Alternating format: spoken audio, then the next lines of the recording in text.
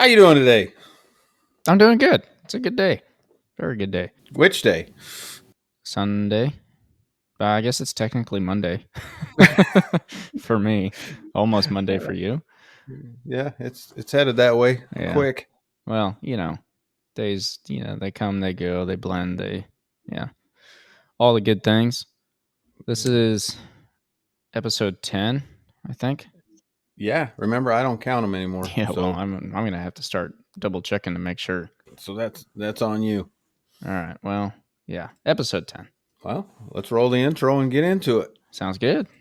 Yesterday at one point, I was in sixth.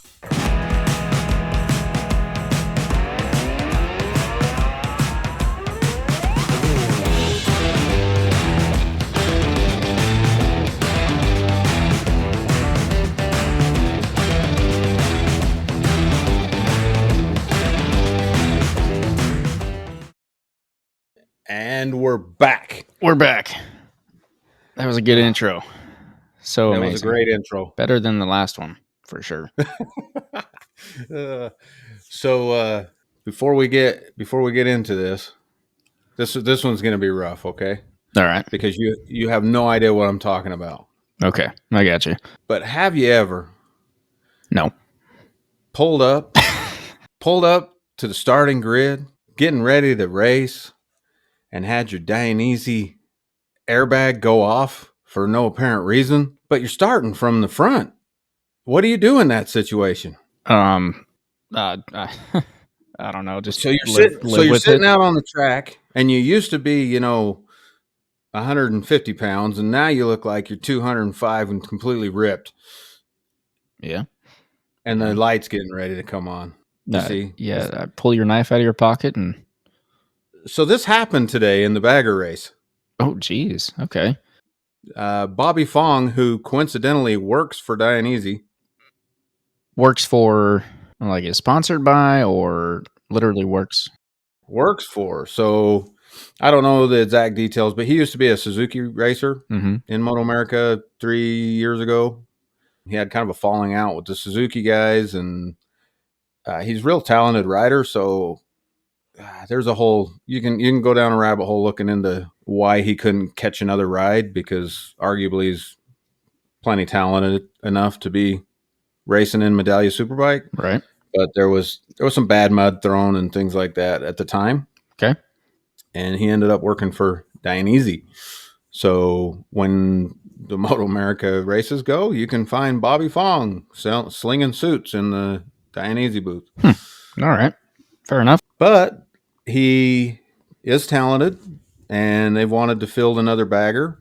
And so he's Dainese, I understand, has been nice enough to let him go and race a bike. He hasn't been racing the full schedule, but whenever he can, he gets on one of them Indian baggers and races in that class. And he was super excited to race Road America.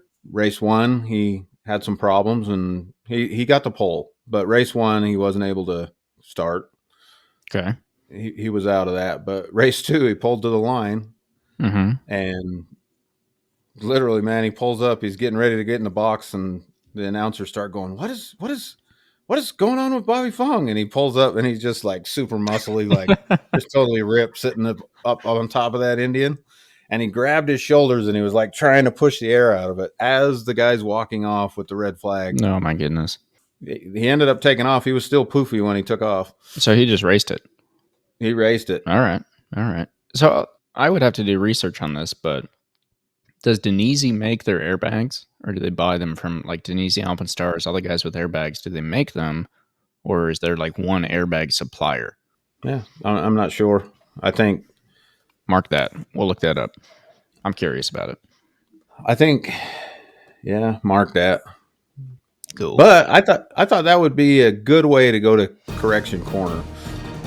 I like it. Correction start line. But yeah. Correction start line. Or well, that was the best analogy I could come up with today. Well, maybe your first corner, you're finally getting all the air out. So. Well, I need to get all the air out because I tricked you into a mistake last week. I don't remember. Sorry. And I thought of it as soon as we got done recording. I went, we got to quit recording these in 1:00 in the a.m. Okay, last week was not that time. Shh, give me a break. And it's 1 o'clock for me. I need an excuse. I can't always go back to the dementia well. I was the one in the So- dementia well. You said I was the older one anyway. Well, that's true. It You're depends on the too week. young. You've got so much on your mind, That's true. Yeah. I got a whole life ahead of me. Yeah. So last week I set you up, not intentionally, but I did set you up. So we were talking about the BMW team and their sponsorship being the same as the Ducati team in MotoGP. Yeah. Yeah, the names are so close. So Ducati is sponsored by Lenovo, Right. Laptop company. Computers. which is a laptop company. Yep. BMW and World Superbike is sponsored by Bonovo or Bonovo. Bonovo. It's Bonovo. What is Bonovo? I'm going to look it up. I'm not even sure, so they're not doing a very good job. But as near as I can see, they're making eco-friendly upholstery surfaces for automobiles. They are a German company, which would make sense that they would partner with the BMW boys. Bonovo, did you say? Bonovo. Okay, so if you Google what is Bonovo, it says, are you looking for what is bonobo? And then it says primate. It says what? It's a primate. A bonobo is a monkey. It's a VO, not BO. Oh, I typed in VO, I promise. But Google said, no. You're looking for a monkey. Well, I had to dig through about 75 different chiropractor sites to find the eco-friendly upholstery. So, yeah, well, there it is. It says Bonovo. This is like I just think this is so funny. The first 10 hits are you sure you're not looking for a monkey? And then finally it has Bonovo BMW Group, Bonovo Action BMW Racing Team to line up with Eugene, blah, blah, blah, blah, blah, and talk about Superbike World Championship. So you got to scroll through all of the monkeys, and then you finally figure out what Bonovo is. That's funny. Perfect. Well, that's my correction from last week. I was mistaken. I realized immediately after getting off. I was like, I'm not sure that's correct. Right. It doesn't sound right. Yeah. But that's all right. I like that. Correction, start line / corner. Good. Very good. Well, whatever we probably should have said this in the intro, but whatever. You guys know what we talk about. What are we talking about this week? I'm talking about some World Superbikes, some Moto America, and it's become a game to me to see how long we can put off talking about Moto America. Should I do that again, or I think we should just get right into it. Get right into it. Yeah, unless you want to. I mean, we can. I'm down for games. I could talk about my my tire changer and my experience with that. Hit it. All right. So I think we mentioned it last week. Picked up the Rabaconda. I haven't made so we filmed the video that'll be out before this episode comes out. So go check it out. I kept saying sport bike tire changer. It's a street bike tire changer, which is real funny because at the end of the video, I was like, I don't know what all you can change with this. And then I went back and looked and I was like, oh, any street bike tires. But anyway, that's besides the point. You should go buy one. Are you sure? Yeah. I don't know. I mean, you're not sponsored. You didn't get that thing for free. No, absolutely not. No. Well, I just want to point out that there may be a video, like an answer to your video after it gets posted. It may already be on your computer right there. Oh, okay. Interesting. I mean, I would dare bet, teaser. You can take a look at it after. Mm-hmm. There is a video on your computer right now of me changing a tire in half the time with forks and, on my knees. Okay. So let's talk about that for a bit. You have the same tire irons I have, correct? Motion Pro with a bead breaker technology or whatever they call it. Why did you buy those and start changing your own tires? I've always changed my own tires. On every bike? Yeah, I mean, a couple times I've been lazy and ran the Harley Hog down to the shop, said throw a new one on it. But generally, I've always changed them. And I did have plenty of tools for it. I just liked yours when I seen them. Yeah. So I got So I got an additional set. They were nicer than what I was using. So, because I picked them up because once I started going to the track, I was like, man, I'm going to be changing tires more often. I don't want to pay for them. It was purely money based, right? You pay what? Probably $60 for a shop, $40 if you're at the track, I think. Yeah. Rough Depends on estimate, where you go, but yeah. but that's an about. And I was like, well, I could pick up a pair of tire irons for, let's say, 50 to 100, and then move on with life and just change my own tires. Which I'm not a heavy guy, and you've told me that that puts me at a disadvantage for that. But it wasn't bad. It's never been like terrible. I enjoy doing it because it means I'm getting fresh tires, and that's like enough to even out the process, right? But it definitely takes me some time, and I've wrestled a few tires in my day. So if you're looking purely to save money, nah, don't buy it. For depending on how many you change, right? If you don't change any of your own tires and you're looking to save money, it'll take you. I mean, it's $600. So 10 tire changes, and if you're on a street bike and you're not going to the track and changing out, a set a year or more, then it's going to take you a while to pay back and it might not be worth it. But if you're changing slicks out every week, every other week, whatever it might be, because you're racing or you're doing a ton of track days or whatever, dude, I just enjoyed not kneeling on the ground. That was like the biggest thing. You're standing up the whole time. Even if it takes me longer, you're comfortable, I'm not taking a hit at the machine. I just thought it was funny because you have your new toy, and I had to go put new shoes on the brick. Yeah.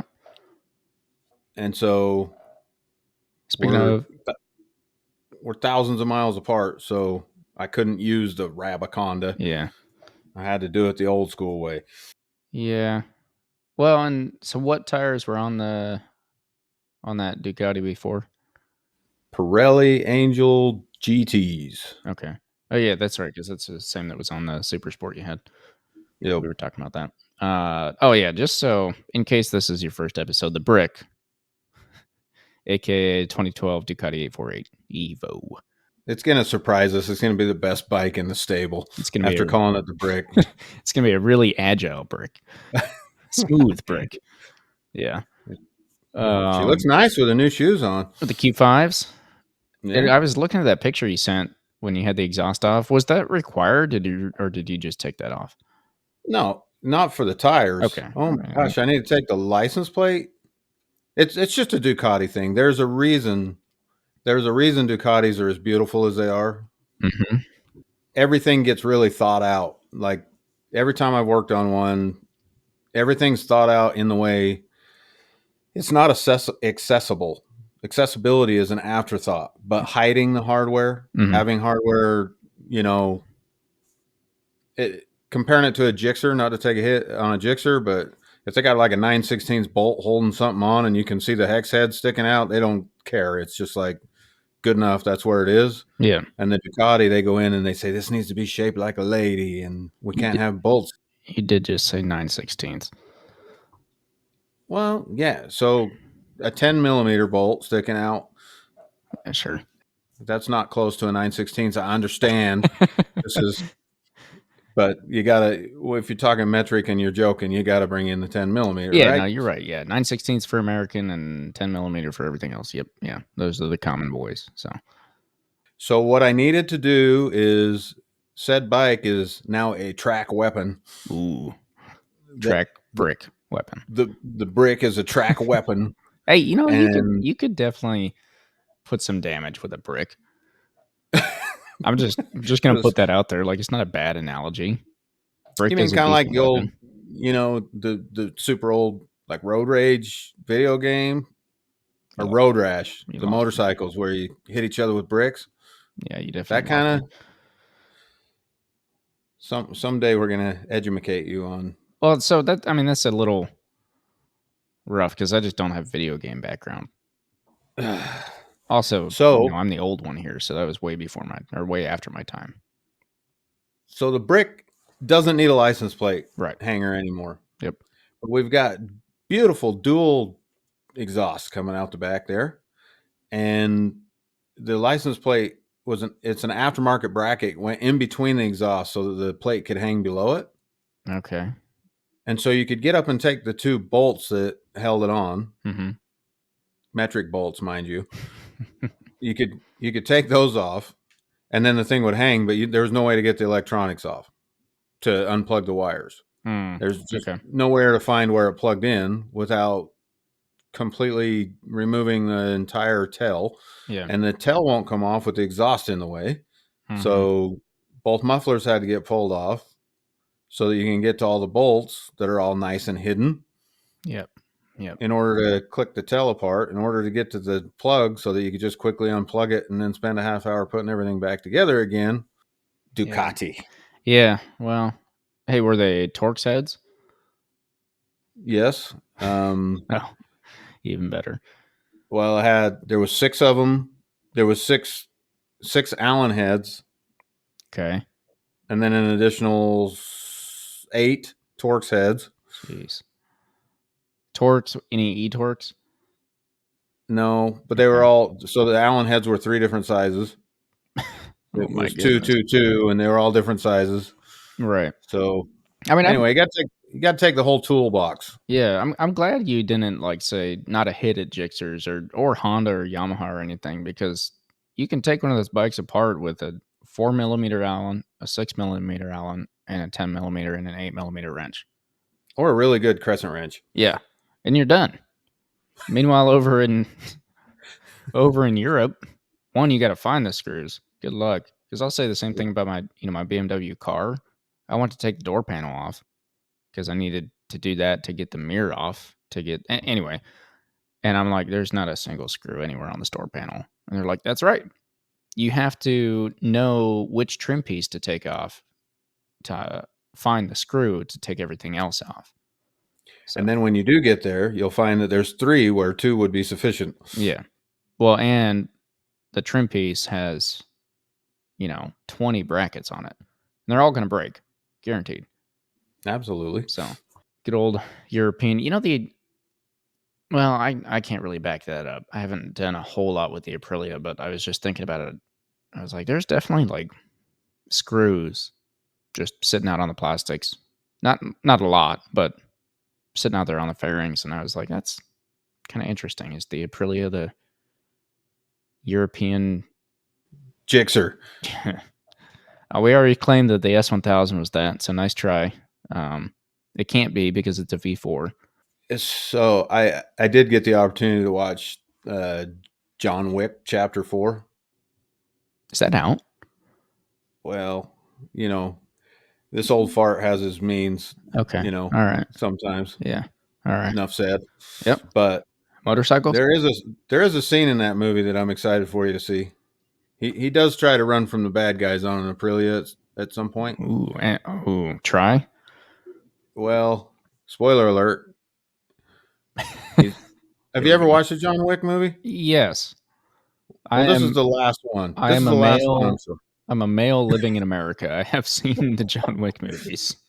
Okay, well, just imagine the first 3 on steroids, because that's what they all were. They were already. Well, I know he kills no less than 3,000 people per movie, right? Yeah, with a pencil or whatever. Yeah, this is much more. No, pencil was the Joker. What was it? Anyway, sorry. There may or may not be pencils involved in this. I don't think there's many items that he didn't use to kill someone in this show. Okay. But I think they know it's the last one, so they were just all out.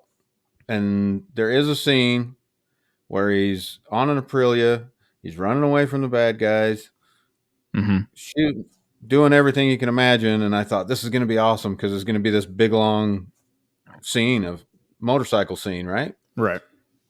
And another Aprilia shows up to chase him. The same. They're like twin bikes, right? Are we talking Tuanos? They're black with big white A's on them. Okay, so just get the branding in there, but naked or full fared? No, they're street bikes. They're sport bikes. Okay, I mean full fared. Yeah. Well, that's hard too, though, because the Tuano is for being a naked bike, it's not. That's true. You still see fairings on that. I would say it's the least of any brand. Yeah, I'd have to look to see what bike it is, but all right, He's on it. He starts going, and you're like, yeah, it's going to be this cool chase scene with this motorcycle. And he's not on it for that long. And then another one shows up on scene with a bad guy on it. Mm-hmm. And you're like, oh, this is going to be sick. They're going to have one chasing the other one, right? Right. And he just turns, wheelies it, and launches the bike out from under him at the other one and just blows them both up. And it's over. That was it for motorcycles. You've seen the big A's for about 30 seconds. Okay, so did Aprilia like promise to pay them a certain amount of money and then backed out and they're like, screw it, we're blowing them up? Like, I don't know.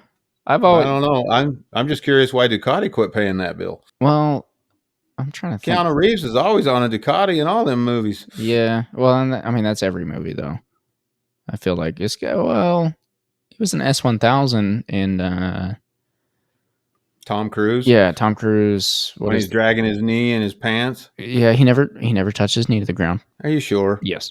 Yep. He was wearing a suit. No. There's a good video on YouTube with Casey Stoner. Yeah, I've seen it. Where he goes through all these movie things and says whether it's realistic or not. Yep.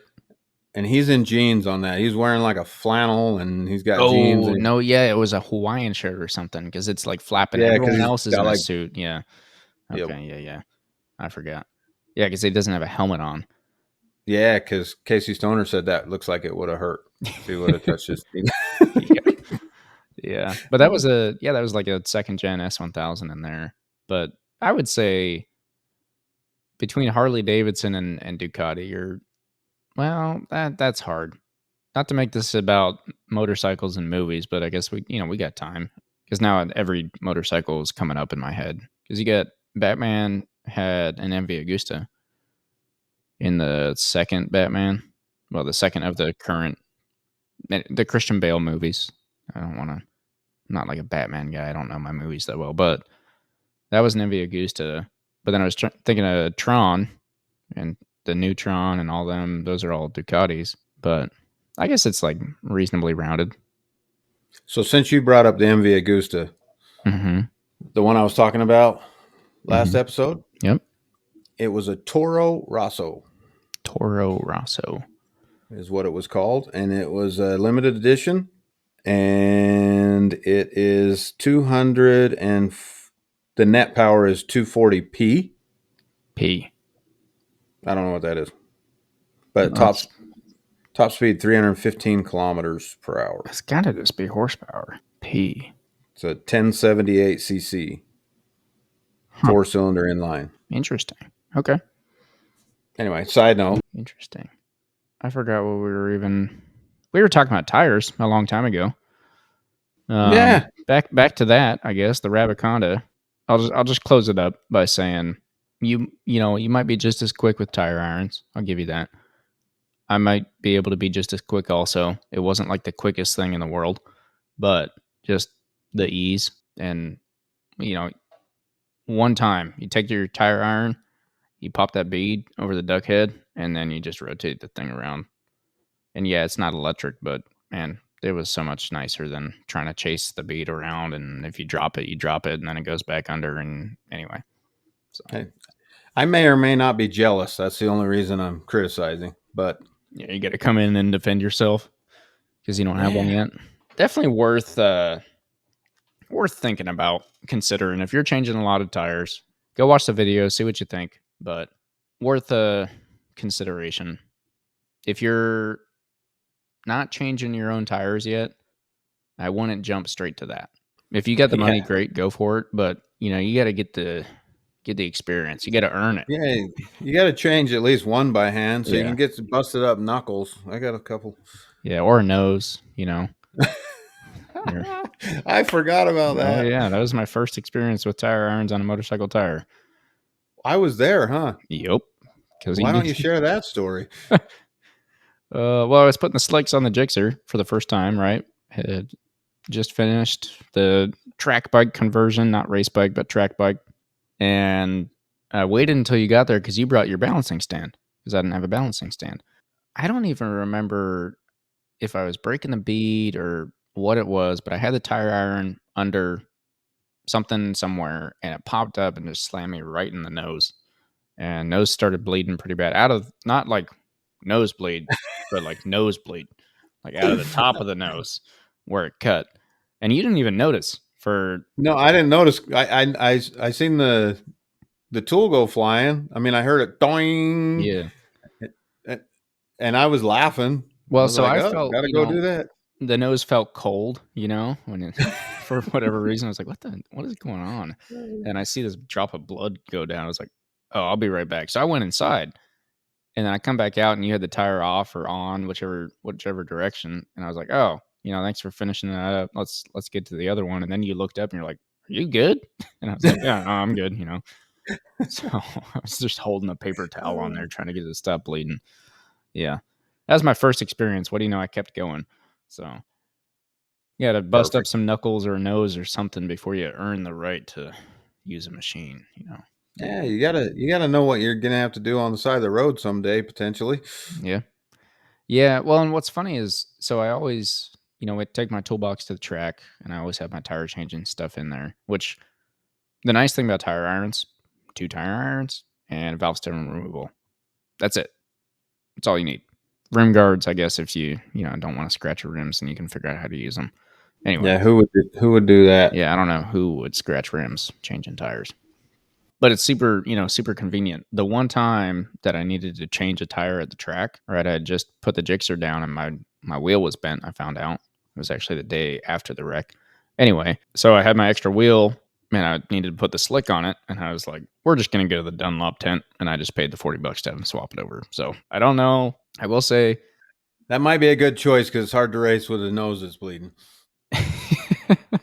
yeah, no, it just gives you more airflow into the, it opens up an airway, something like that. I don't know, but no, I think I would, like, if I was to give it an excuse, it'd be like, well, I needed it done quicker, something like that. To be honest, I was just lazy and didn't want to wrestle. I did want it to be done quick. I was already like 2 sessions behind, right? Because I wrecked before lunch on the first day. It was a 2-day, and I didn't get back out until after lunch on the second day because I got the bike all cleaned up that first night, and my brakes were soft. And I was like, what is going on? And so I bled them. They felt nice and good. I was like, all right, cool, we're good to go. I wake up in the morning, and I drive it over to tech, and as I'm pulling up, they're squishy. I was like, that is super weird. I got teched. It was good to go. I'm like, okay. And I would pump them, and they'd be fine. I was like, all right, cool. So I drive back, and as I'm riding back to the tent, they're squishy again. I was like, what is going on? So I bled them one more time. They got good. I went out, did a circle, pulled them, squishy. I was like, okay, I'm done.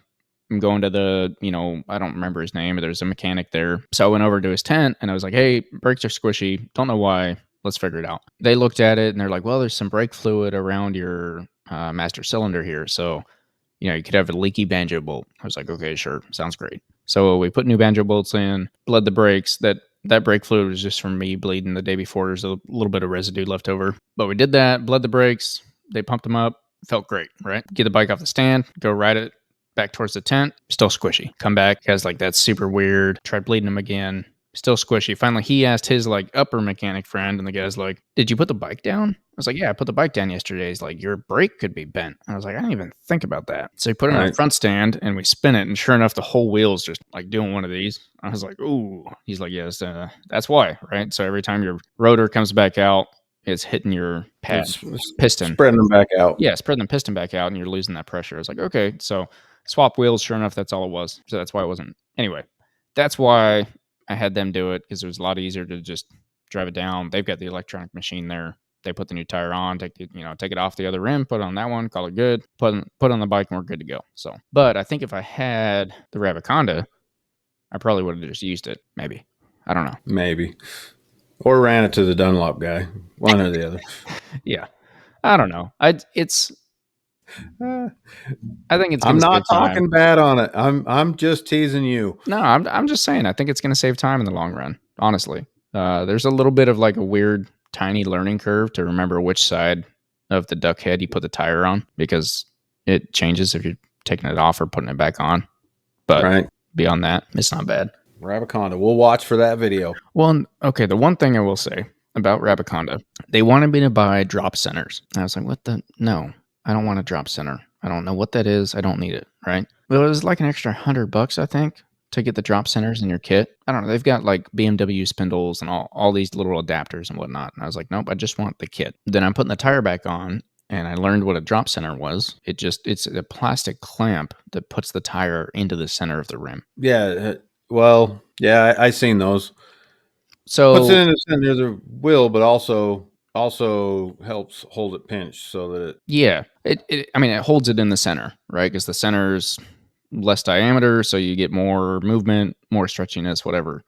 And they're like, yeah, if you don't have that, you can use a block of wood or your hands. And so when I first started putting the tire back on, the first bead, you just pop it on, whatever. The second bead, I was having trouble when I got around. Then finally I was like, drop center. Oh, it's all clicking. So I just pushed the tire into the center of the rim. And what do you know? It's stretched out enough. It holds itself. You don't need to buy the drop centers. I promise. Like, if you want to spend the extra money on a little plastic clamp, go ahead and go for it. You don't need them.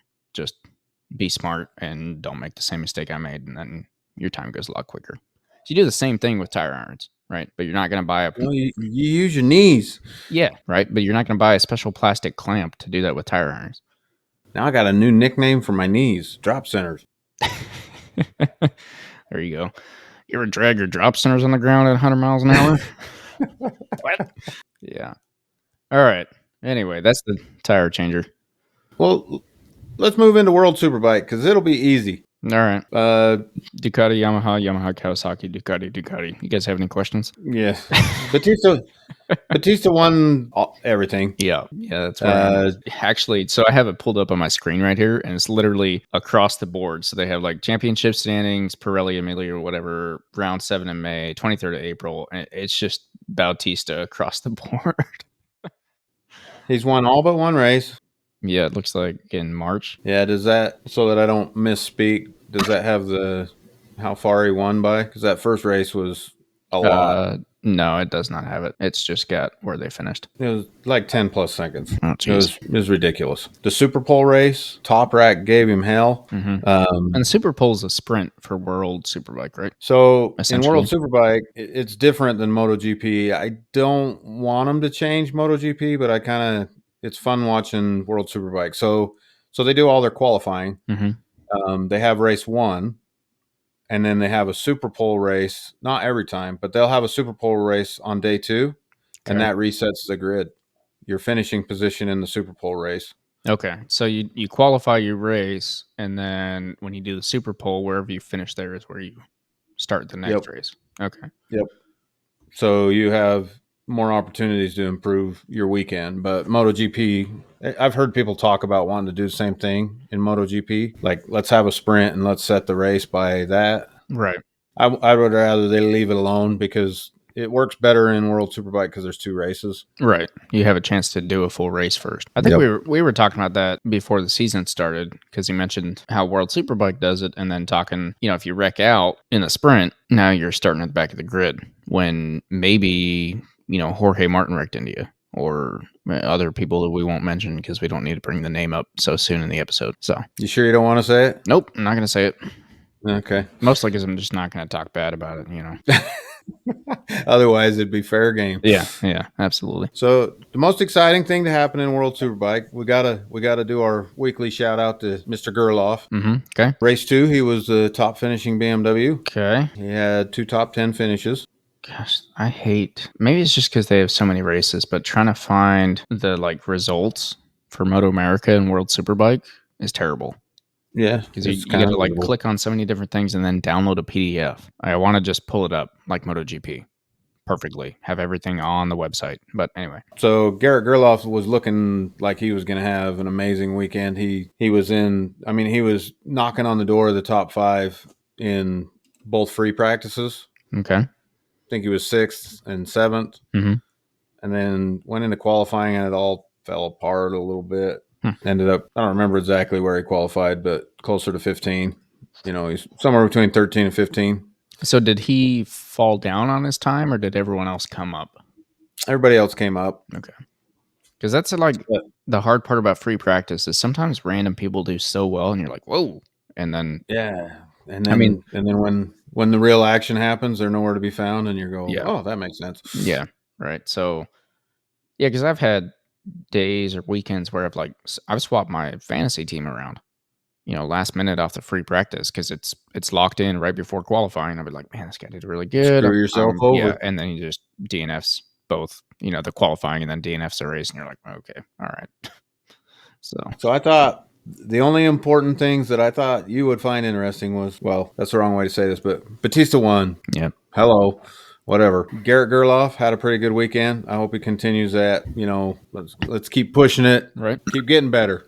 Keep improving. But your boy Petrucci, When did that become that? because I see your eyes start to twitch whenever his name gets mentioned. So That's just because I don't know. So- He's easy to pick on. so Petrucci qualified higher than he has all year. Mm-hmm. He was looking like this was his best chance to maybe podium or do something up there. Instead, he chose to run into Agatha on lap 1, a Yamaha rider, Okay. who then bumped over and ran over Remy Gardner, that is his teammate.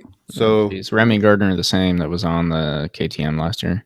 Or Yep. Ducati? Yep. No, it was KTM. Okay. The Tech 3 team. So Petrucci takes them out. It was totally him. He received a long lap penalty for it. Okay. A couple laps later, he went and did a long lap penalty, Right. which pulled it off without a hitch, but he lost a lot of spots because it was still relatively early in the race. Mm-hmm. So he spent the next 5 or so laps chasing the Honda boys around. Interesting. Okay. How seemed like he was faster, but he couldn't quite get by him. Right. Just And quick side note: how is Honda in World Superbike? similar to BMW, everybody's waiting for him to do something, and they're always, wow, we're doing a little better. We're pushing. We're getting a little better, a little better. But I did wonder. I mean, that new R,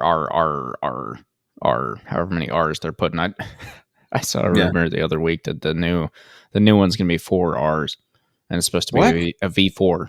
Yeah, CBR 1000 right now? V4 R. Yeah, no, it was a complete joke. It's one of those troll YouTube videos where it's a robot talking, and they have a picture of something that someone designed in Photoshop. Yeah. I mean, I wouldn't doubt it, but I wasn't picking up on the satire there. Sorry, but yeah, I mean, No more I R's, wouldn't Honda. put it past Honda to. I don't know why they did that. They didn't. I mean, the CBR was just the CBR before, and then they're like, let's just throw some R's back there, and then someone was like, race replica ready, really fast. Well, yeah. I don't know. I don't know what they're doing. But Petrucci does his long lap penalty, comes back out. He's chasing down the Honda boys, Mm-hmm. and he's just stuck behind him. He couldn't get around them. So at some point, he decided to just go ahead and try to move one. Okay, we talking like come on the inside and kind of just scoot him out. Yeah, kind of just ran into his back tire, trying to go inside when he wasn't close enough to be going inside, and then had to go outside, and there was 4 inches too much. Gotcha. So put him and Lacciono down, sent that guy to the hospital. Oh, good. That's good. I'm glad my boy is, taking care of things over there. Go get him, Petrucci. My biggest issue with him was that he came over to Moto America and acted like he was going to be the top dog immediately, and no one over here could race with him. And then when he didn't do well, really, he didn't do that well, blamed it all on how our tracks are terrible. And America is just a terrible place, and blah, blah, blah, blah, blah. So, well, I would add one more thing to that. Okay. So I really rooted for him in the beginning coming over. I wanted to see Ducati do well. Mm-hmm. And I wanted to see a big name rider come over and help us out, like help grow Moto America, get some Italians watching, whatever, a big name like that. It's good for the sport. Yeah. But if you recall that year, they started at Coda. They shared the day. Right. With MotoGP. Yep. And Jake Gagne, and I can't remember if Cam Peterson was his teammate at that time. Surely he was. Anyway, I think he was. Years ago.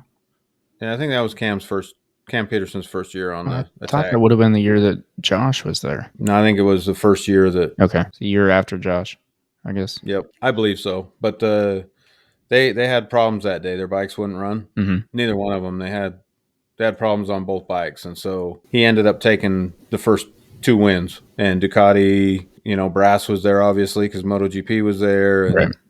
A lot of handshaking, a lot of happy faces. And when things were going his way, everything was fine. Right. And it just seems like when things started not going his way, I mean, he had a freak out because he had to pass a lapped rider at at one of those races. It wasn't just about the tracks; it was every little thing. Yeah.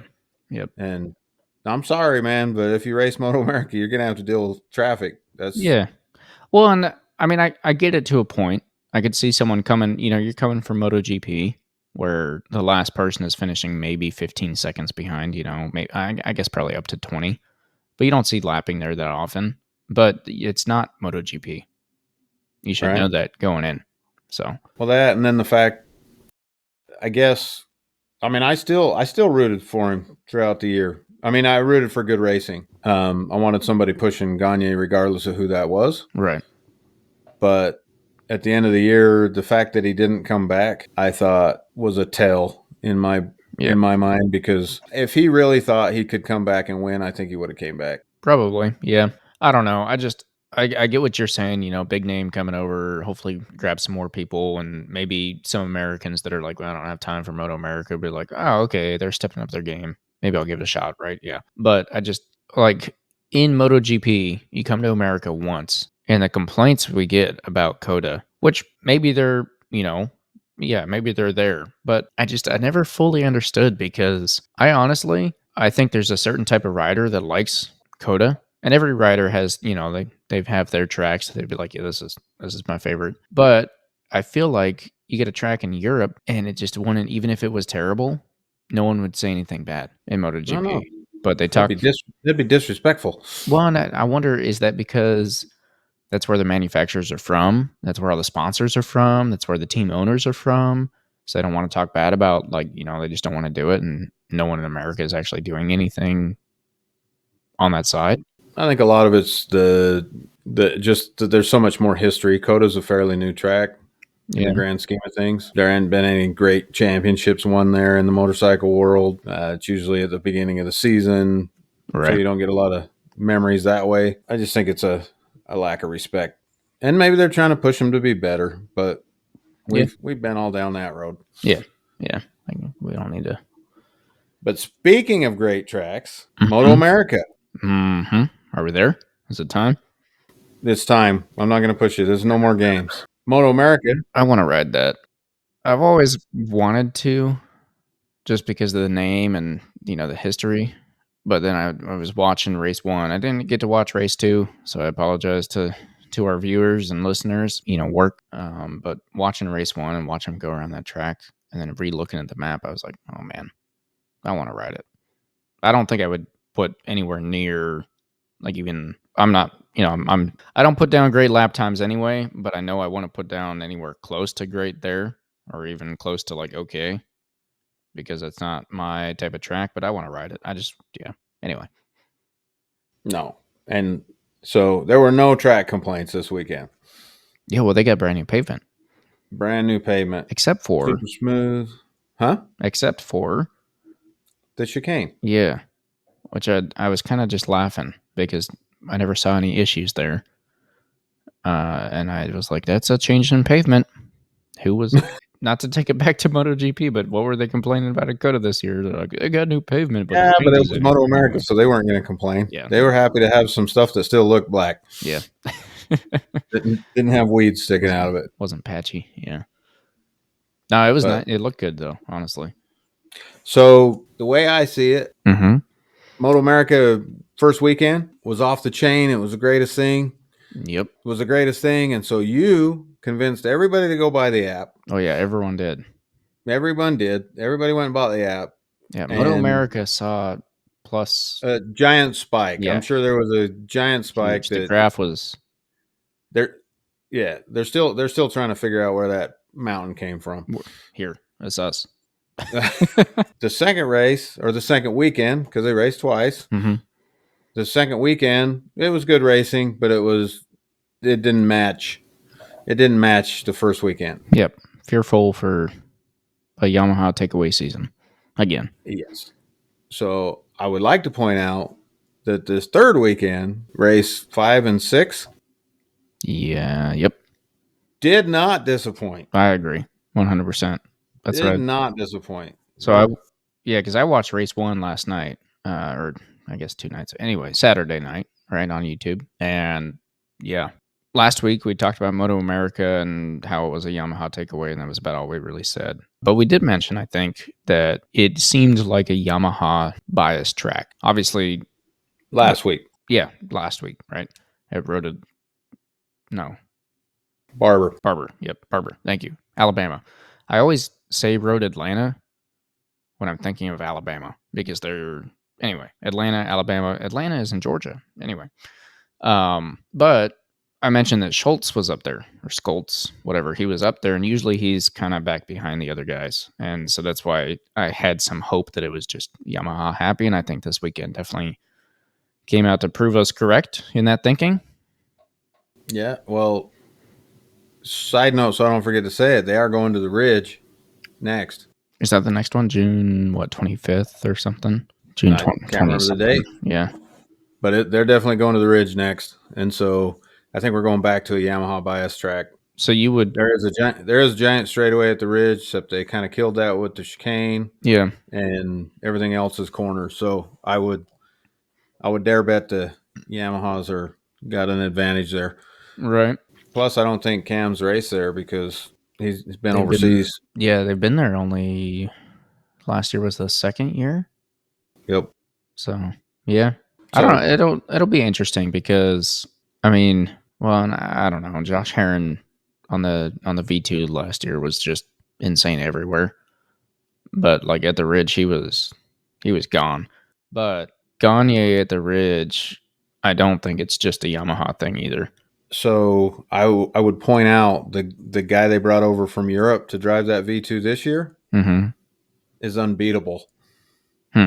Okay. He's on Josh Herron's bike, and he's unbeatable. So maybe it is. He doesn't know the tracks. Yeah. He's come over from Europe and jumped on that bike, and he's just destroying them. So it could be the bike. I think it's a good bike for sure. But yeah, I mean, not so that race one. I wouldn't say Josh has been, there. I think there were some words thrown out probably that. Let me just venture into complete dreamland here in my head, because I don't have facts to back this up. But Josh won on the V2 last year by a landslide, and I think there are thoughts out there from other people that it was because the bike, it wasn't him. He doesn't deserve the spot that he got, but it was in the contract, and he decided to take it. So far this year, I haven't been disappointed with him at all. Never disappointed with that guy. I don't think I would choose anyone other than Gagne to take the championship this year just yet, because Gagne is just so good. But I won't discount the fact that it's going to be an amazing season still, and that Josh Herron, Cam Beaubier, and Jake Gagne will, I think, continue to produce a good race. So I got a beef with Gagne, but we'll get into that here in a minute. And you can't have a beef with him. You have to. There was no vegan pun intended there. You have to have a lettuce or something else. I have a kiwi with him. So race one, Moto America. Yep. The pole rider gets to start first both races. Yeah. Not to be confused with World Superbike. Josh Herron got the pole. Yeah. Set the track record. Yeah. After it was already reset. It was reset multiple times. It was reset by Cam, and then PJ, I think, had it. And then Cam came back and got it again. Yep. Multiple times, and then Herron just ripped one. Yep. Got it, right? So he's starting from pole. So he's super excited going into that race, of course. That's his first pole in a long, long time. Yeah, he's never been in that class. Right. Yep. I think that if I remember right, when he was there before, that was one of his issues. Is he wasn't the best at qualifying. Well, yeah. So that's a much longer story with him, but all right. He won a championship in 2013. He won the Medallia Superbike Championship in 2013. It has never 10 years never ago. been close since. Yeah. All right. And he's bounced from Suzuki's and Yamahas, old shabby racing BMWs, back to Yamahas. Yep. And everybody just thought he was done. Ducati took a chance on him, putting him on that V2, wrote that in the contract, probably because they thought there was no way he was going to do what he did. And like you said, he's taking advantage of that. But, I mean, nobody will argue. He's one of the most talented riders to ever grace the United States, probably. Yeah. People have arguments with other things with him. His off-track antics, and I'm going to get in. I'm gonna get. There was some antics today that cracked me up, but All right. we got That's what I think I love the most about Josh. Also, he's one of those guys I like to compare him to, which it's hard to say about Moto America because I think they're all kind of like that. But he's not the robot. He'll stick something in a corner where it shouldn't really be because he wants that win, you know. And you're like, I don't know if you had that, and he's like, I didn't know either. Well, I didn't, you know, or I did, and we'll see. Yeah. So, well, we'll touch on that in a minute. But that video I sent you earlier, that was the last lap of the second race. Okay, gotcha. Do you see how super out of control he was? Yeah. At that point. Yeah. So we'll get to that in a second. But race one, you had Cameron Beaubier. Yeah, Josh Herron on pole, Cameron Beaubier second, PJ Jacobson rounding out the line. Yep. Everybody felt that. I felt Cam had it right from the get-go. Not to take anything away from Josh, but just felt like that BMW was going to eat him up. Yep. Ducatis are fast in a straight line, but the BMW is just faster. And yeah, which is nuts. Yes. So watching that, it was later on in the race, not to cut ahead, but the pass on that Suzuki, I was like, oh man, that reminded me of like 3 years ago in MotoGP when the Suzuki was just like standing still and the Ducati came to the straight. And like I was like, oof, that's rough. Yes. They did a few of those aerial shots, huh? Yeah. Showing them BMWs just blowing them down. Yeah. It literally, like, I don't know what you can do there. Same with the Yamahas though, too. Like on whatever it was, I was just like, how are they not winning every race with that? Because it was nuts. You seen Cam got a little crazy on that first lap? Yeah, they didn't. I was complaining a little bit in my head. I need Moto America to have better cameras somehow. Yeah. They're expensive, man. I know, but I was like, man, like, I keep saying MotoGP so much and we're not even talking about it. But anyway, I was like, they're sponsored by GoPro, I think. I don't know if GoPro makes their cameras, but like technology's there. I know it's pricey, but we got to at least have a camera on the bikes or a couple more at the track. So, just something. You would think they could get a couple bikes with cameras on them for sure. Yeah. But anyway. But hey, we got what we got and we love it. So I'm just what you're talking about him getting spicy. I couldn't ever get a good angle to see what actually is. It looked like maybe he went in hot, but at the same time, it kind of looked like he just, I don't know. So to me, it almost looked like, I mean, Herron was on the inside of him, and I don't think he wanted to make a mistake early in the race, and he just didn't commit to that turn. Right. Yeah. That's what I'm saying. It was hard to get the angle because I couldn't tell if it was that or if it was that he went in too hot and had to take a wide to just keep it up. Yeah. Can I just say that you like to make fun of me about the BMW love over here? Mm-hmm. Right? Sure. Yeah. I think those BMWs are god awful. That's weird because I like them. Even some of them pictures, man, of Cam, on Herron. Mm-hmm. And you got this beautiful Ducati. It's a good looking bike. It's skinny. It's agile looking. It's just little skinny bike, and behind it's these giant airplane wings with eyeballs. Yep. And you can't. Ezra Beaubier, I get it. You got sponsors and they make them whatever color, but I would be embarrassed to drive the kitty cat whatever bike around there with the orange and white creamsicle. Yeah. Well, and so I'll back you up. This weekend I saw a few angles of it and I was like, what the, oh my gosh. Because the wing, flat. Well, you can't even tell how far off the bike or how far off the ground the bike is because the wing just takes up so much space there. Like, so I love them. The side view is great. The tail view is great of it. It's just that straight on. I've never liked where they put the eyeball things. You know, everybody gets their BMW and puts the eyeball stickers on there or whatever. Ha funny, like one time. Mm-hmm. Like eyelashes on a Volkswagen. I mean, come on. So yeah. Oof. Sorry, BMW riders. Oh, I just don't like that. You got such a sexy bike, and the new M series. I know they're doing it to win. To me, when I look at that, they're not. I can't imagine somebody was like, "This is perfection. This is what we want the bike to look like." Well, now they're like, "You do this, you win." Yeah. So one, I've never thought of Germans that way anyway, right? Like Ducati, I feel like they're like, okay, design us a bike. And someone's like, all right, what do you think of this? And they're like, that is beautiful. I'm like, sweet. How does it ride? I don't know. Who cares? I purely went off the looks. They're like, all right, well, just put a big engine in it. We'll make up for it on the straight. Everything else will figure itself out. Germans in my head have always been the opposite, right? Like, yeah, they care about looks, but everything has to be engineered. So, like, I don't know. If you're measuring things out to the 1,000th, Germans are out to the 100,000th, right? They're like, anyway. Yeah. Yep. So Cameron goes way wide. I think he got back in about 8th place. Yeah, it was behind 6th for sure. Yeah, so you just thought, well, maybe he's done now. I don't know what that was. Mm-hmm. And that guy, I mean, we talk about the lap records that were set. Yeah. That guy come out and started setting lap records during the race, consistent.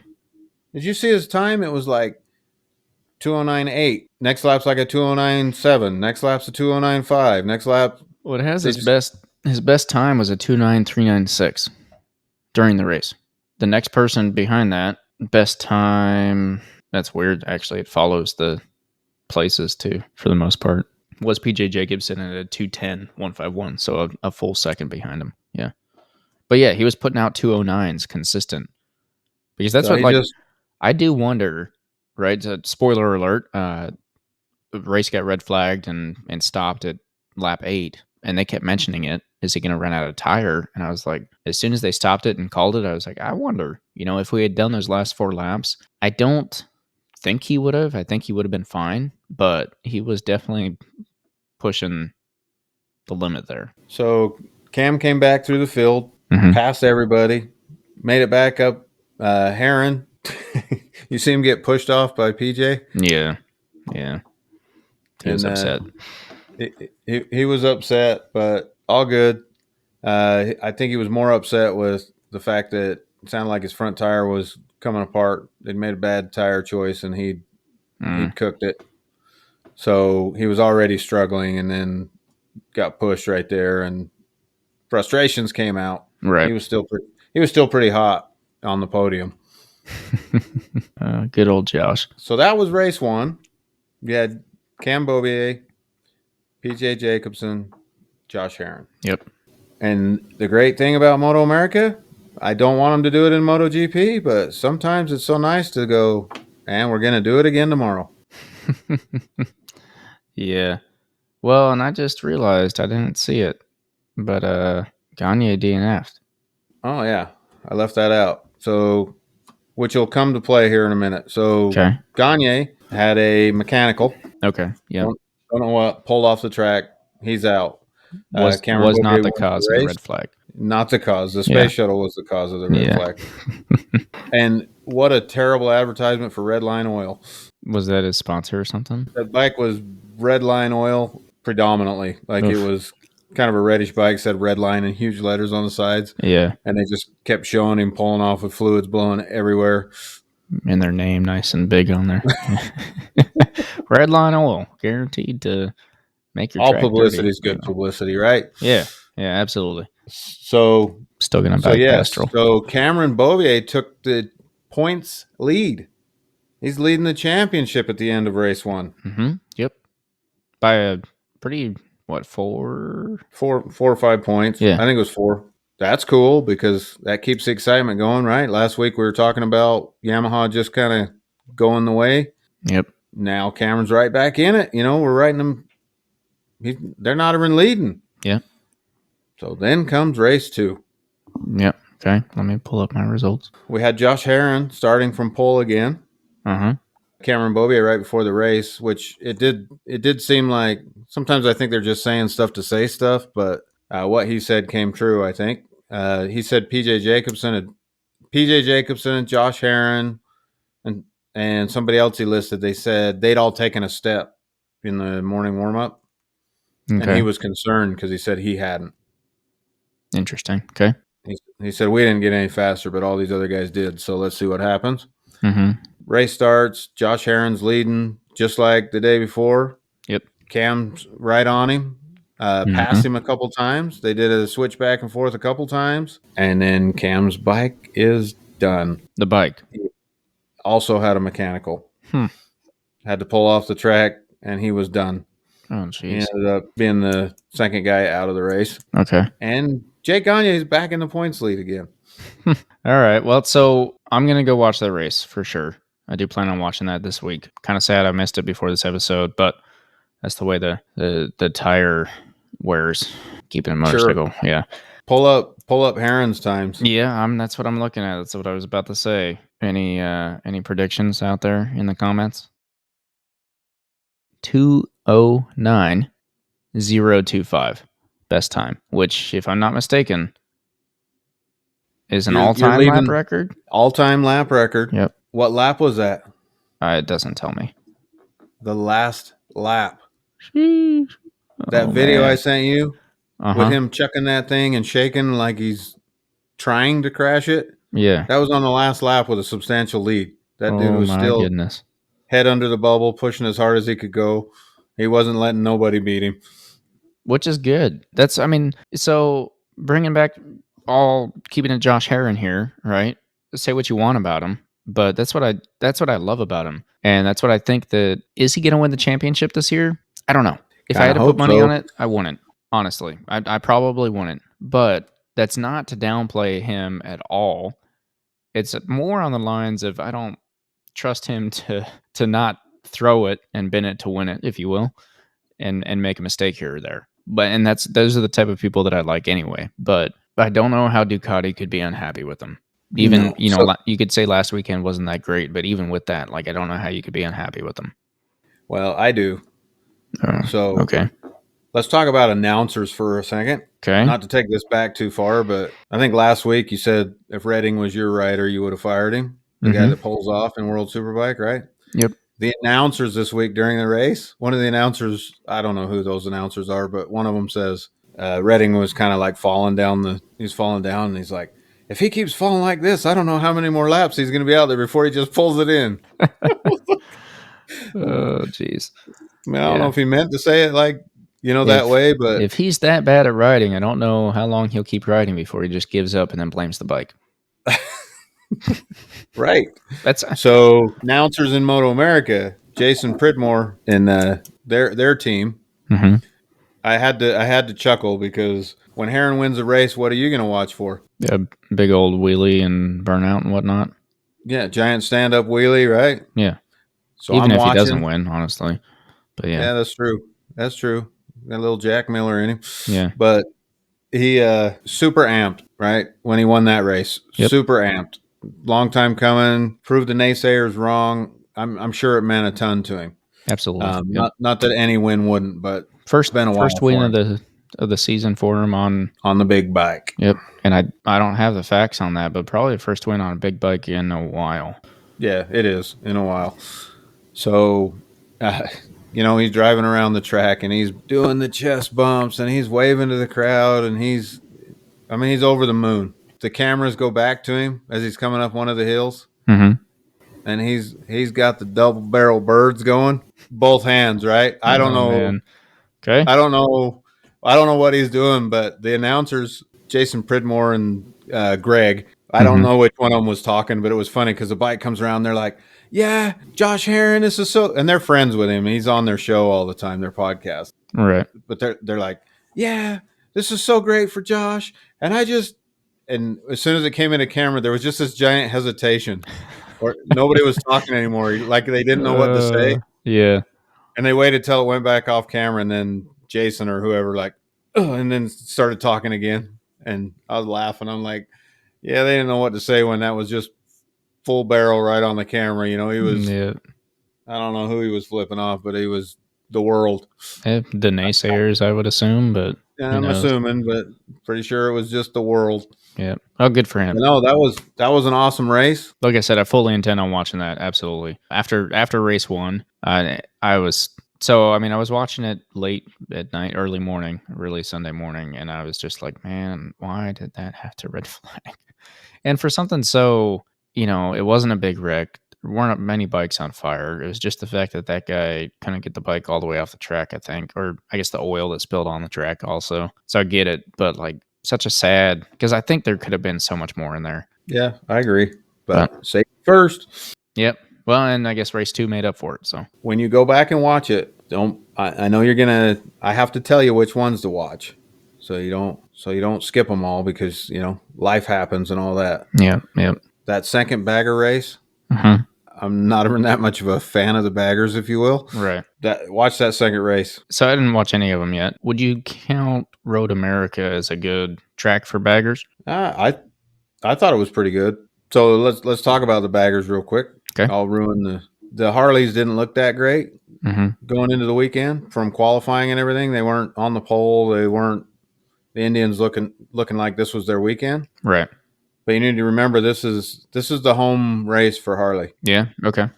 So super important. You had a William Davidson, the current owner. Yeah. Was at the race.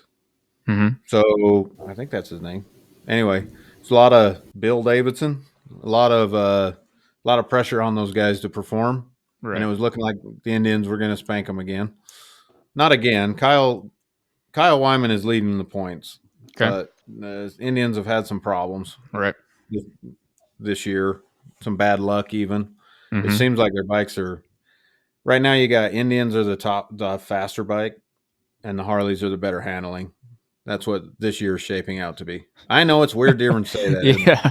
I was just thinking, I was like, oh yeah, Harley's better handling. Like better handling than a brick. Yeah. For baggers, I guess. But well, and I haven't actually ever sat down and watched how much really gets changed out. It's obvious that it's a lot, which is why I never looked into it. But I would be curious, like, what the steering angle is. Oh, they're running a full sport bike. Yeah, with a big old fairing on the front and then bags on the back. Yeah, it's well, no. So the biggest limitations they have is they have to weigh 600 or 650 pounds. I think it's like 620. Yeah, it's something random, but it's over 600.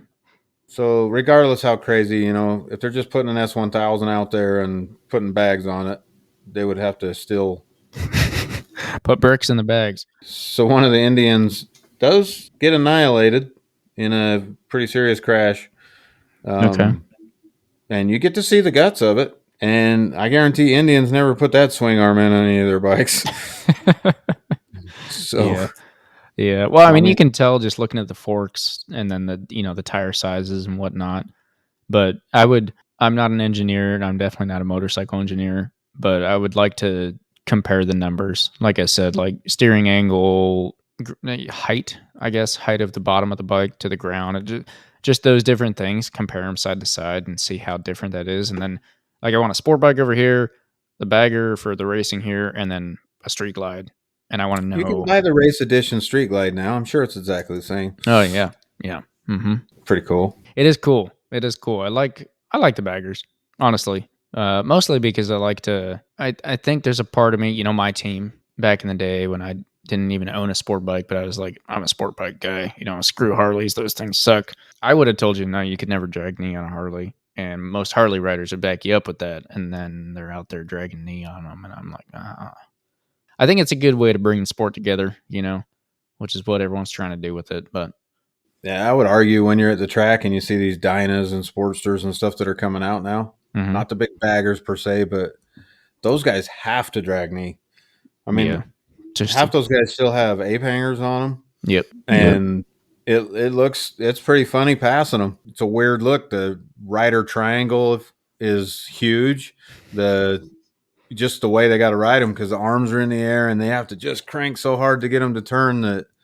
Yeah. It's funny because I think I've seen some where your front wheel is still like pretty big compared to the rear. Yeah. And that does make a difference. So. Yep, absolutely. They just look funny on them. I mean, not funny is the wrong way to put it. I think they look cool. Yeah. No, I like it. Well, unexpected. Hold on. Let me. I just said I think they look cool, and I need to be more specific. I hate those Indians. They're the ugliest bikes I have ever seen. That fairing on the front of them, not the street Indians, not to make anybody mad. I'm talking the ones on the Bagger Racing League. I was gonna say the opposite. You think the Harleys are uglier? No, the opposite on the. So I don't pay much attention to the fairings on the racing bikes because they're racing bikes, and I know they don't look real. But they have stickers. I've been in Indian shops. If you told me today you have to go buy an Indian, I wouldn't be that mad if I went and bought an Indian Scout, right, or Chief or whatever, any of their non-faired bikes, non-front fairing. I wouldn't be that mad. They look pretty good. They sound fine. They're cool, But their big bikes, their big boy cruisers, baggers, those things are ugly. I'm sorry. if you're an Indian rider and you're riding on one, great. I'm sure there's all these things that you love about it, and I'm glad you found something you like, but I just do not like them. I don't know what it is, but something about that, like, it's just the front fairing too. So you get rid of that, and I think I could figure it out and be okay with it. But that whole front fairing is just, like, it's worse than a Goldwing. And Hey, Goldwings are sexy. no, Goldwings are just, they got reverse. Yes. I was talking specifically about the Bagger Racing League bikes, but I think the Indians are pretty disgusting looking. That's same thing, the front fairing. Yeah. And maybe it's because it's just this giant thing and they put stickers on it to make it look, like it's got maybe fake headlights or something in the sticker and that kind of stuff to try to continue making it look like the bike they sell. But Harley did it differently. They've got that big opening in the front to feed air in there, and it looks like a Harley fairing. I mean, it looks more like a bike to me. It looks less. I get what you're saying. Like I said, if you were like, well, that's hard. I'm very biased, I guess. But I can't argue people when they tell me they want to buy an Indian Scout. I don't really have anything to stand on. Let me put it that way. Like, people are like, oh, I was thinking about getting an Indian. And I'm like, okay, sure. I haven't ever heard anyone say anything bad about them, actually. The new Indian Scouts. Yeah, they're built by Polaris, whatever. I've heard some new arguments on that recently, actually. I talked to a guy because I was like, oh, they're Polaris. And someone was like, well, Polaris bought the name, but let Indian keep building it. I was like, I'm pretty sure Indian's dead. No, you tell that guy to do better research because there was no Indian when Polaris bought the name. It's not like there was 7 factories sitting around waiting to build Indians. Right. That's what I'm saying. I was like, I'm pretty sure they were dead. Like, they just bought the registered name. Yeah, but marketing, man, when you got to remember that when Indian came back, Victory existed. Yeah. And the biggest argument you got from the hardcore Indian crowd was, we don't want a rebadged Victory. We don't want to just take a Victory and have you call it an Indian. Right. And Polaris was like, no. Indian will have their own dealerships, completely separate from Victory. It's a completely separate bike. But nobody ever said they would have separate plants. The facilities, I mean, they didn't go break ground, have Jack Miller bring in the Caterpillars and go build these giant factories to start making Indians. They just started building them down the Victory line, first off. And second off, they fooled all of you because they killed Victory right after. Yep. Very shortly thereafter, Victory was like, oh, we don't need them anymore. We don't even need a dealership for Victory anymore. They're just now Indian dealerships. Weird. Yeah. So all those things they assured you.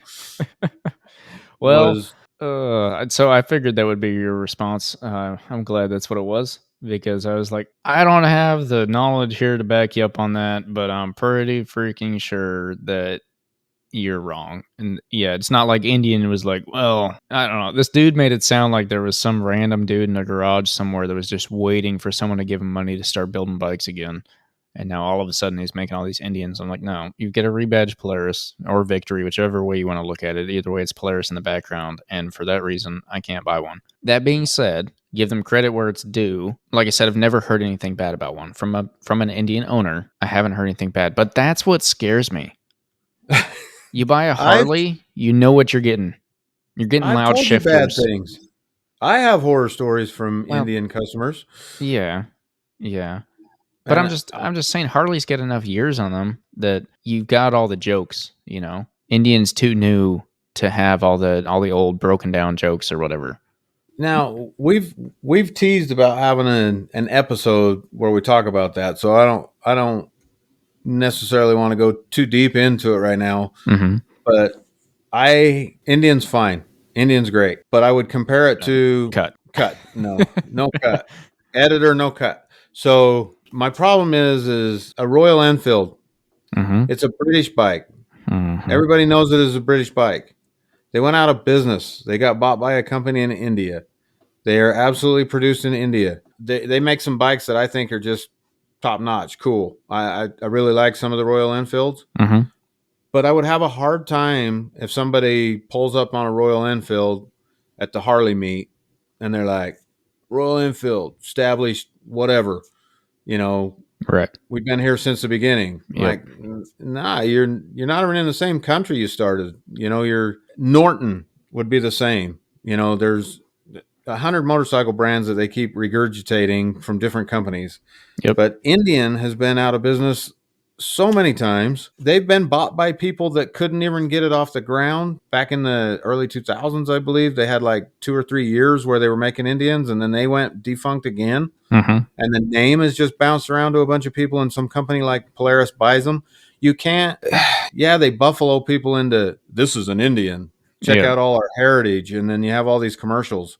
Yep. I don't have a problem with an Indian, but I do have a problem with an Indian guy arguing with a Harley guy about the heritage that they have behind their bikes, and that's not there. I mean, agree. Harley's been out of business too, to be fair. But they've never stopped producing bikes. Harley has never been out of business to where they're just not making bikes anymore. Mm-hmm. They've changed ownership. Billy Idol had to come in and save them. The family had to get it back. I mean, there's all this history because they went through all those ups and downs. But Right. Indian didn't even have to suffer through those ups and downs. They just weren't there. Right. So they come back when the economy's good and woohoo. Yep, with someone behind them. Yeah. Well, and that's what cracks me up the most is I've met more than a few people that have been like, I want an Indian because, they've got my favorite bike of all time. And, I just love the classic Indian Scout. It's such an old model. It's been around for so long. And it cracks me up because I'm like, what are you saying?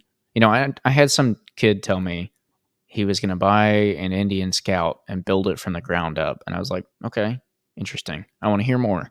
Are you talking like actually going and finding some old bike and restoring it? And then later I heard him talking about, he's like, yeah, I want like a 2019, and I want to like rebuild it. And I'm like, what? Anyway. Gonna put some chrome valve, some chrome skull valve stem caps on there. Something like that. I don't know. Rebuild from the ground up. Yep. I don't know, but it just cracked me up because I'm like we already said, I don't think Indian is quite what a lot of people think it is.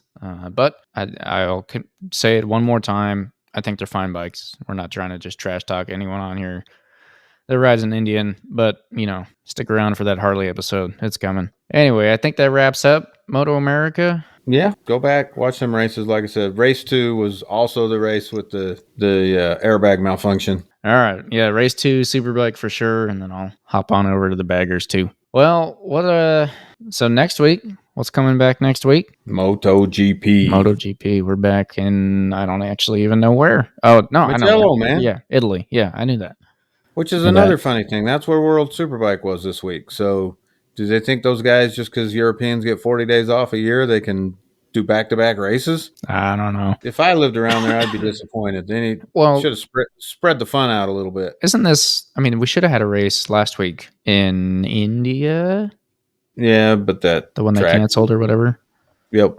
Track wasn't ready. I think wasn't fully built yet. Be ready. It wasn't a plan because this isn't their summer break. They still have a summer break later. So, but yep. MotoGP will be back. Everyone's had a break. We're an hour and 31 minutes in. Mark Marquez is engaged. Come on. We were going to do a whole episode without mentioning that guy. Absolutely not. One we already did too. He's engaged. We need to report when he's engaged. Well, that's why he's slow. It's going to be. I guarantee, if he does anything wrong this weekend, someone will talk about it. Oh, that'll be why. Guarantee it. I might actually. Meanwhile, Jack Miller's wife can be pregnant. And no one cares. Like, yeah, congrats, Jack. Oh, yeah, because he still goes out and rides. So, anyway. Hey, why are you always picking on that guy? I'm not. I'm giving him props because he doesn't care. This is very hard to say the correct way. He's still going to go ride the bike the way that Jack Miller's going to ride the bike, regardless of what's going on at home. He got married. I didn't see that change his riding style. But also, the announcers wouldn't have talked about it. I guarantee it. They wouldn't have given him that excuse. They would have blamed him and not, he's got his mind on other things. That's true. We're 3 weeks out? 25 days. Who's counting? 25 days. I might have been counting. Track Day Circus. I'm getting excited about the brick. Well, you should. I'm stoked. I'm going to say it. I'm a little bummed that we took the license plate off. I was going to tell you I'll just register it, but... Well, I can put it back on. I just need 2.5 hours and lots of tools. Every different size of every different type of fastener tool. Yeah. No, I'm excited.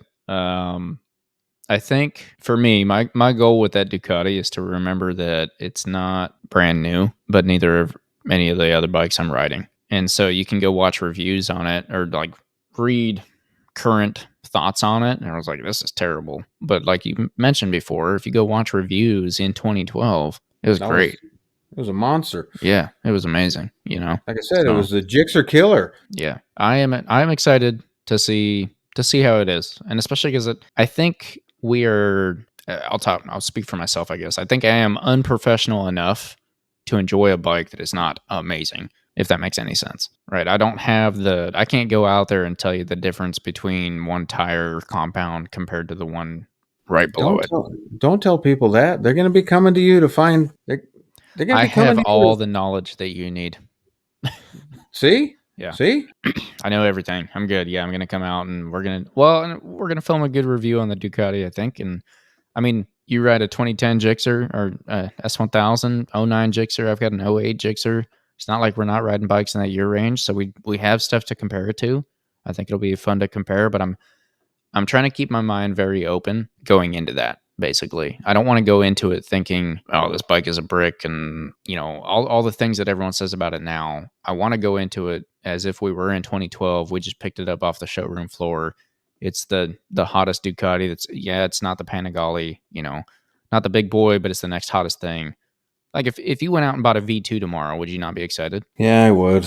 So 10 years from now, what's that V2 going to be in the reviews? You know, that's the way I'm trying to look at that. So I'm stoked for it. Excited to get back out.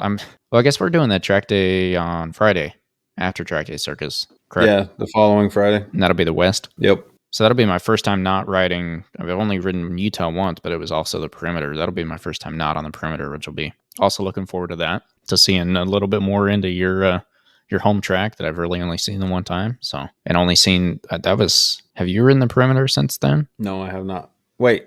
You did the circus last year, right? Yeah, I did the circus the next year. So once since then. So it's kind of funny because I say I've been to UMC and you talk about UMC all the time, but we've been to the same UMC once together. And the UMC that you're usually talking about is somewhere I've really not actually ever ridden. You know, I've ridden half of it. So either the East or the West. Yep. So I'm looking forward to it. That's what we got coming up. Spoiler alert, I think should be getting the Aprilia cleaned up and put back together this week is the goal. More to follow on that. Sure, we'll talk about it next week if I get to it. And yeah, MotoGP coming up and then moving towards 25 days, track day circus. 25 days. So anyway. Okay. Well, let's call it. Let's go to bed. Sounds good. Well, like, comment, subscribe. Hit us up if you're not following us on whatever podcast platform you're following on. Go ahead and follow. We got episodes every Wednesday. And then the Working Class Customs YouTube channel is filling up with plenty of other videos and plenty more to come. So follow along on the YouTube and keep listening to the podcast. We'll be here every week. Thanks for listening. Yep. Thank you.